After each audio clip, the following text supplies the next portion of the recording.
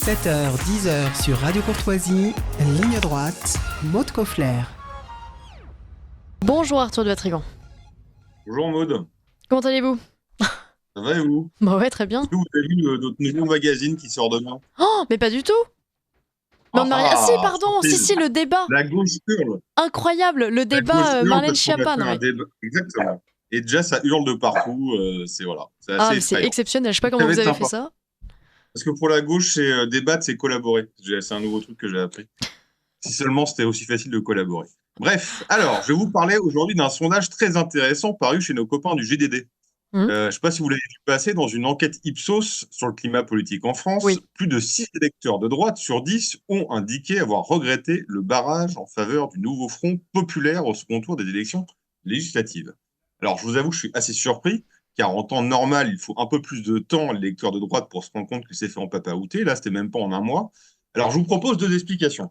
Soit se dresser contre le fascisme est devenu un réflexe pour les électeurs de droite à chaque second tour, comme une envie de se chatouiller la glotte après un lendemain de cuite aux rosés tièdes, soit peut-être que cette fois-ci, le barrage des castors était un peu plus brinque-ballant qu'à l'accoutumée. Alors, pour ceux qui sont réveillés d'un coma débuté en 80, la chance, on va rappeler rapidement ce que c'est que le Front républicain. Le Front républicain, c'est le désir d'un électeur de droite de plaire à la gauche. Donc, si vous voulez, c'est l'histoire d'un mec qui s'ampute de l'index, le lendemain, il chouine parce qu'il peut plus se curer le nez. Donc, l'argument vieux a encore fonctionné. Moi, je pensais que honnêtement, il n'allait pas marcher cette fois-ci.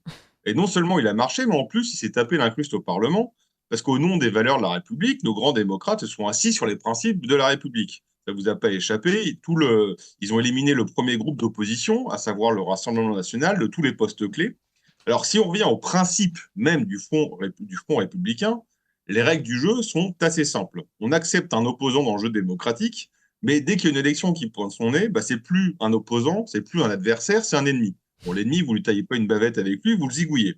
Alors, depuis des décennies, pour transformer un adversaire en ennemi, c'était assez simple. Vous disiez raciste, antisémite et danger totalitaire parce qu'il est contre les institutions. Soit autant de qualités qu'une partie de la gauche non seulement assume, mais même revendique. Alors, qu'est-ce qu'on a vu embusqué derrière ce barrage et que le lecteur de droite a sûrement repéré également, c'est que le problème, c'est finalement, c'est pas que le camp national ou la droite était antisémite, racialiste ou rejetait les institutions, ça c'était la gauche, mais tout simplement qu'elle n'était pas de gauche.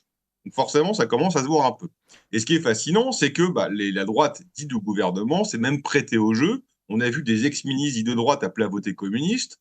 L'un d'eux, aujourd'hui, je vous rappelle l'ancien assureur qui est candidate, on va dire, comme tous les autres, pour devenir Premier ministre, il râle, il pleure parce que le Rassemblement national veut faire opposition contre lui, sachant que le même type, Xavier Bertrand, vous n'en doutez, avait dit je préfère les communistes à la droite identitaire. Donc, si vous voulez, on parle du passé vrai ou supposé du Rassemblement national, qui pourtant cesse de faire son examen de confiance toute la journée. En revanche, les soviets et leur musée des horreurs assumés, ça, c'est pas un problème. On a vu aussi des partis dits de l'arc républicain se retirer, je vous le rappelle, en faveur d'un triple fichier S poursuivi pour menaces de mort et violence. On a vu la patronne des Verts qui cause mansplaining toute la journée se taire lorsque des rappeurs ringards ont appelé au meurtre et au viol de femmes parce qu'elle n'était pas de gauche. Donc, si vous voulez, si la grande clarification voulue par Emmanuel Macron, c'est d'avoir rappelé la nature très ancienne et philosophique de la gauche, qui, contrairement à ce qu'elle veut nous faire croire, n'est pas majoritaire, mais règne malgré tout moralement. Sauf que le problème, cette fois-ci, c'est que niveau pratique politique, c'est le gros bordel. L'Assemblée était divisée en trois, aujourd'hui, elle est partitionnée. Et notre bon président peut fanfaronner en consultant plus qu'un toubib en pleine épidémie de grippe, il s'est quand même vite rendu compte qu'il était plus facile de faire becter un kangourou à un vegan que de monter un gouvernement. Et donc, l'autre grande clarification de cette séquence politique, c'est que notre régime, il ne fonctionne plus.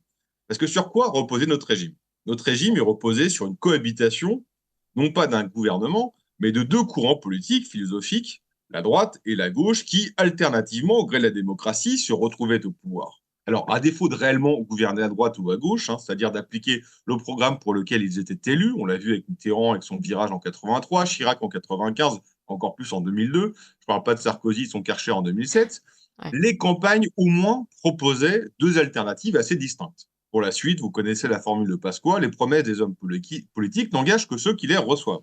Sauf que, au fur et à mesure que les décennies passent, ce clivage apparaît de plus en plus flou, pour au moins trois raisons. Première raison, la faute à la droite, qui s'amputait des roustons de père en fils. Le deuxième, c'est la fin des grands affrontements idéologiques à la chute du mur de Berlin en 89, Mm. au profit d'un management administratif et l'avènement de l'individualisme et de la rationalité marchande. Pour résumer grossièrement, on parlait de taux de CSG, de TVA, plutôt de questions existentielles, ce qui est quand même assez facile de créer un consensus. Enfin, troisième raison, c'est ce fossé de plus en plus grand entre l'élite et le peuple, une élite qui a, comme l'a expliqué magistralement Pierre Manant cet été, oublié ses principes respectifs pour se convertir à une religion européenne aussi floue qu'impérieuse. Et donc, c'est la raison du succès de 2017 d'Emmanuel Macron. Pourquoi donc continuer à simuler un clivage alors qu'une feuille de papier à cigarette ne sépare pas la gauche et la droite, dit de gouvernement ou républicaine? Mm. Sauf que là, on est en 2024 et un caillou s'est glissé dans la chaussure, et non des moindres, c'est que le fait partisan est revenu sur la scène. C'est-à-dire le réel. Et le réel, quand on ne le voit pas arriver, on se le prend en pleine tronche et ça fait mal. Quand on parle de TVA, on peut trouver un terrain d'entente facilement, et puis on met des faux affrontements en disant oui, mais vous êtes trop libéral, vous êtes trop socialiste, tout ça. Ça, c'est un jeu. Sauf que quand il y a des enjeux de civilisation, c'est-à-dire identitaires, de survie, et qui remontent à la nuit des temps, c'est bien différent. Et là, tout d'un coup, on n'est plus dans un cirque, on est sur des vrais sujets. Et sur les vrais sujets, on ne peut pas mentir. Merci Arthur de Vatrigan. Très rapidement, en une minute, parlez-nous de votre une. Du coup, vous en avez parlé en introduction. Cette une qui oppose Alice Cordier à Marlène Schiappa. Exactement. En fait, on en avait marre d'entendre toujours les mêmes féministes, surtout quand on est un homme, arriver avec un sécateur à roupettes et dire ouais, c'est la faute des hommes depuis la nuit des temps, faut les castrer, tout ça. Donc on s'est dit, il y a quand même des courants de féministes intéressants qui existent, même si certaines ont essayé de le noyauter, Alice Coffin, Rousseau, vous les connaissez. Oui. Et donc on s'est dit, on va faire débattre sur un sujet qui est quand même assez important, c'est-à-dire la femme, parce que ça recoupe plein de sujets. Je vous rappelle qu'Emmanuel Macron prévoit de faire un choc démographique à base de financement de Tinder et compagnie. Donc ça fait partie des sujets.